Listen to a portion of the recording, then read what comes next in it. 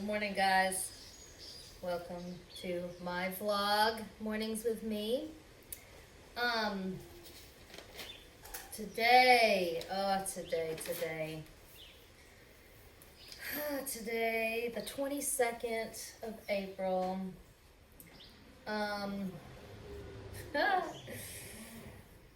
It's been raining like hell down here in Costa Rica. I've been like, damn, it feels like September or October. And this is like, April is usually like maybe at the end of April. Last year there was a little sprinkle, and it'll rain a little bit, but whoo, there's been a lot of rain. And today I'm going to meet a guy that might be coming to Coma and spending some time here. So we're gonna meet at the Cafe Paris portal. The Firebird told me that, she introduced me to the whole portals, right? Like she can spot a portal, like it's just an energy center, and yeah, it's definitely a portal. So we're gonna be going there. Right there, there's a playground. Yesterday, yeah, there's a playground and a pool. That's what I like about it, the pool. I mean, I hate the chlorine, but there's a shower. I love the shower. I love swimming pools. I love swimming. I just love the crystal clear water, and yeah. Actually, I love that part in The Life of Pi when he's talking about how was named after a pool, and when he's swimming like that. I'm like, rewind, watch it again, rewind, watch it again. Anyway, moving along, I've been feeling a little bit of tension lately, and actually, yesterday I was sitting in the hammock feeling the tension. I really was like, where is this tension coming from? And I figured it was from travel, because I'll be going to the States soon. I'm gearing up for that in a few weeks. And really trying to work through, I trust the divine. I know I'm meant to go. One, I have to get Sophie's passport. And it feels like I need to go. And the last time I traveled with the Firebird, I actually liked all the changes. Instead of being all stressed out about the COVID changes, I was like, no, I feel better with everybody wearing a mask. And I feel better standing in line, having my temperature taken. I thought I was going to feel kind of invaded. But when I thought about the crowd around me, I'm like, yes, I want to know that motherfucker's not sick. So travel, I'm like, yes, I can do this. And so that's been happening, and so I was like, I'm really not that stressed about traveling. Definitely not like how I used to be. So where is this tension coming from? Okay, what's in my life that's causing tension, and what's in the planets? Like, is it the macrocosm or the microcosm? Which dimension is this tension coming from? So I looked to the planets, and I was like, so where is everybody? Where you guys at? And then I realized, I get this image, right, when I'm looking at the current chart. I'm like, oh, the sun, Mercury, Venus, and Uranus are all in Taurus. And I'm like, Taurus? And then I just instantly saw them all getting fucking high together around a table. Like they're smoking the hookah pipe together. Like they are chilling in slow moving, happy, cud chewing Taurus. I'm like, okay, you guys, I feel ya. And then I realized that the sun and Mars I didn't write down what they're in sextile. Yeah. The sun and Mars are sextile to each other. So, like, you look over there, and sun and Mars are, like, all over each other. And then I look over there, and I'm like, whoa, the moon is over there, too? The moon is sextile to Mars as well? I was like, whoa. Mars is getting some loving from the sun, just intense energy that's also reflective because the moon's right there on the other side. And I just was like, well, that feels good. I like that over there. And I'm like, whoa.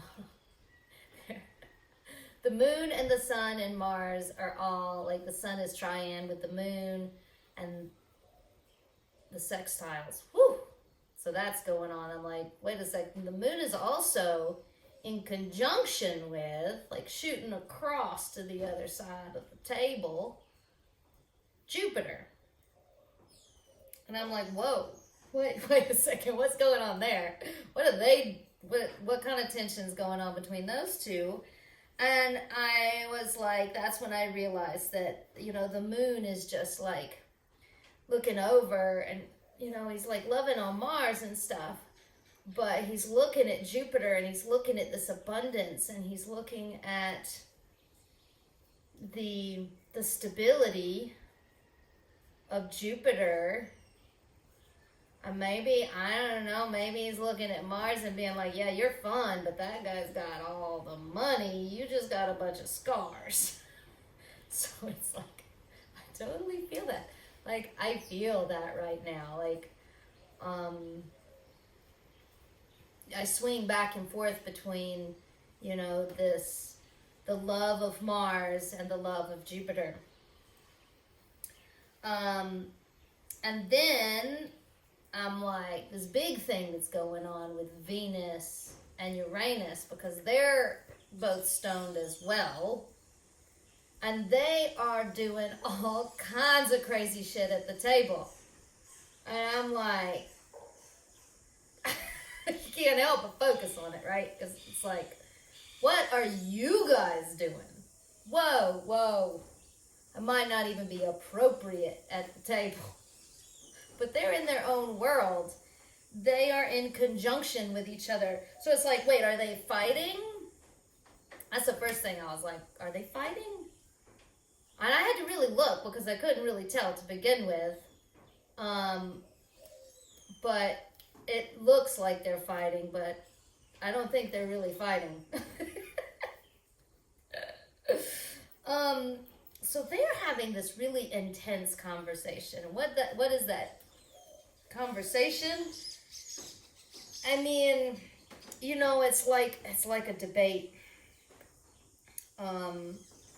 And I'm really used to that. And I was like, I love intense conversations. Like, the last couple of really intense conversations I've been in, I've stayed really present too. So, like, I'm like, what is my body doing? I feel electrical, and then I'm like wondering if the other person is feeling the same thing, if I'm feeling it, or if I'm feeling their feelings. But I love an intense conversation, like, right when you can put your elbows on the table and really look at each other and, like, really challenge each other's, like, beliefs and like, do you really, really think this is true? Like, I don't know. I guess it's just my relationship with Mars and, like, my whole dad thing, being a lawyer, and dinner times always being encouraged to debate, but never being listened to. So if I was going to be listened to, I had to really, really scream and push my way into the conversation. And I do get loud. I know that my intensity rises. People generally don't like that either. But anyway, they're having this intense conversation. That's Venus and Uranus. And Uranus is like, at the party, dude, I see Uranus. And I'm not going to say Uranus, because I like the joke. Uranus is a funny motherfucker. And the correlations between, I've even said it on another video of how, like, even the gods thinks it's funny. Like, he just is a funny guy. And I mean, he's lovable. He's so unique and so spiritual, and he's a visionary, and he wants to try, he or she, it wants to try new things, and yeah. So then I start listening, and I'm like, what kind of things is he telling Venus? And that's when I started realizing that, yeah, no, I mean, this is a really good conversation. It can be really bad because it can just get away with you. But, like, the freedom of it, you know, if you're not tethered, you can just spiral off into some, you know, craziness. But if you really, like, pay attention to what Uranus is saying, if you really pay attention to your ass, you know, you can learn from Uranus. Showing your ass, I always learn from showing my ass. It's always explosive, and I always learn from the experience.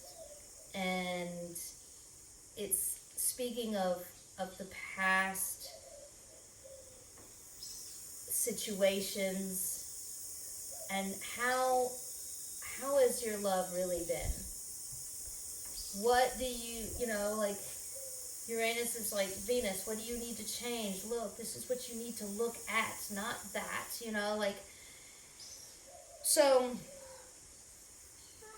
Venus is getting a talking to, in essence. And I kind of felt that. I was like, yeah, I feel that pretty intense. What do I need to look at in my relationships? And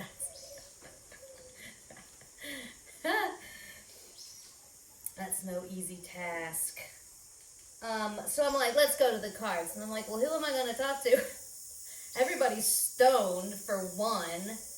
And everybody's, like, in intense situations. Those guys are in their little triangle.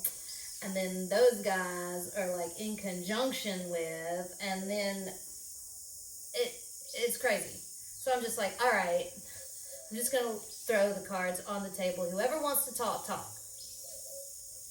So in the center, I flipped 6 of Swords. And I was like, all right, a sword is in the middle of the table. But the 6 is, you know, is that positive, you know, sharpening your swords is what I always think about when I get this card. But it's healing. It's getting to a better place. All of this is going on at the table, I feel like, is going to, if we use the situation correctly, if we don't just get swept away ourselves and get stoned and sit around at the table and just watch everybody. If we really learn what's going on, this can be a really healing experience. And we can learn from it. And we can get to a better place, right? So what's in the north? What are we thinking about? What's all over the air? And it was 3 of Swords. So I was like, another sword? Oh, this is so airy, airy, airy. But 3 of Swords, ooh, that's that image of the 3 swords in your heart. And I'm like, yeah, I'm thinking about the sorrows, like all of the tension and all the shit, please stop, that Venus has gone through, and being able to learn from that, like that's in the air. But this new conversation between Venus and Uranus is like, okay, this is how It is because Uranus. I mean, even though I see him as like the Joker and the Fool and the bad boy and the tramp and Lady and the Tramp, the Aladdin of the story. I mean, Pluto is too. Him and Pluto, wait till they get together. But Uranus is more like the truth and really like. I mean, the Tramp and Aladdin did turn out to be pretty awesome fellows. So, yeah. Three of Swords. So in the South, I flip over, it's Nine of Cups. And I was like, yeah. Nine of Cups is like that sensual pleasure. You have 9 full cups. Like you can, it's good. So like I'm like this is grounding. This is grounding this table. Everybody is in love here. Everybody's getting it on, right? Like. We are grounded in this love.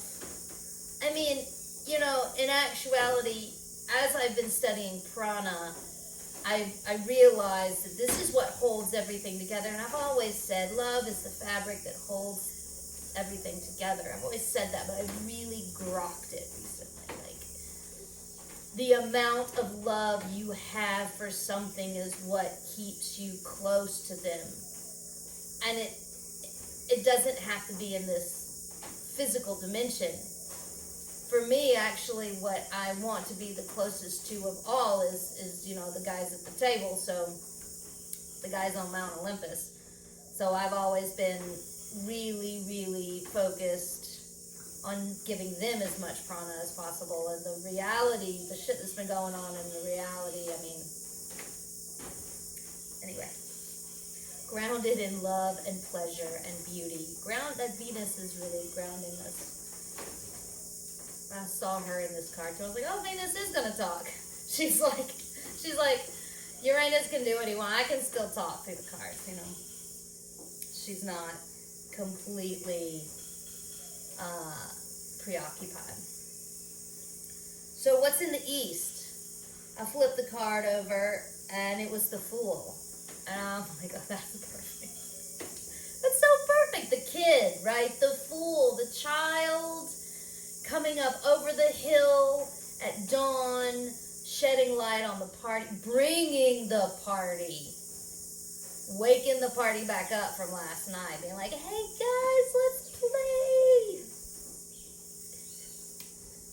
Bringing the spring. Just that child joy of life and what's going on at this table. So, West was 3 of Diamonds, 3 of Pentacles. And I'm like, that's cute. Like at the end of the day, we're all going to work together. I kind of got nice, and I got warm, tingly feelings, you know. I was like, oh, you guys. At the end of the day, we're all sitting at the table, getting high, and loving on each other. And that's just 3 of Pentacles.